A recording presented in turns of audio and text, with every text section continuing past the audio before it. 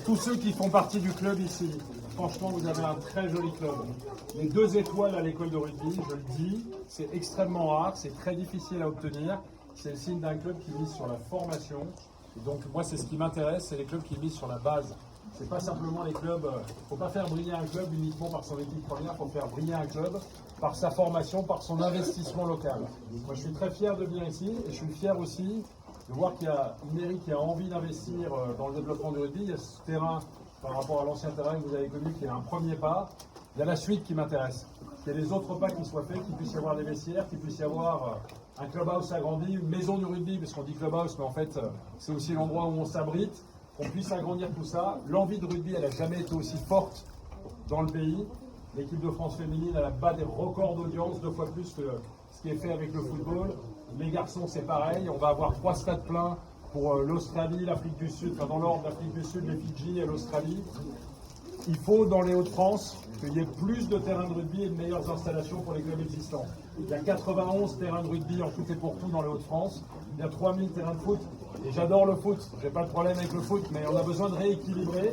Parce qu'on est on est le 2e et parfois le 1er sport dans les médias. Et on est très loin au nombre de licenciés parce qu'on manque d'installation et on manque de qualité d'installation.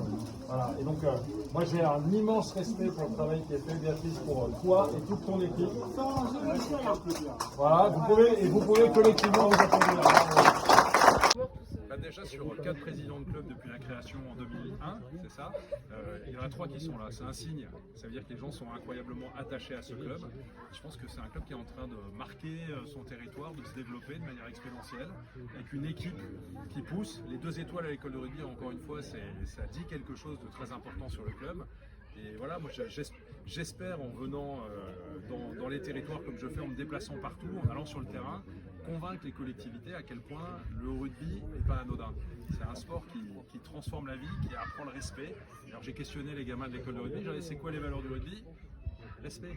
Ça sort, cohésion, respect, esprit d'équipe. Donc c'est quand même des valeurs dont la société a besoin. On est une société incroyablement fracturée. Et quand on a la possibilité d'avoir du rugby comme ça qui apprend des valeurs aux gamins, moi ça m'émeut à chaque fois de le dire. Et puis ils sont tous très motivés, ils ont envie, ils sont sur le terrain et je préfère les voir sur le terrain à s'amuser. Je pense qu'on a un pays qui a besoin de s'occuper de sa jeunesse. Et la jeunesse, c'est dans les clubs de sport. De mon point de vue, beaucoup dans les clubs de rugby. On a prévu un petit échantillonnage de produits locaux, d'une brasserie qui est tenue par un de nos joueurs seniors, d'un éleveur de porc à quelques kilomètres d'ici qui fait des terrines locales, et des pommes de terre sucrées, puisqu'il faut savoir que Montdidier est la patrie d'Antoine Parmentier qui a ramené la pomme de terre en France. Et donc nous avons quelques pommes de terre sucrées pour illustrer ceci. Parce que c'est les pommes de terre qui viennent d'une boulangerie.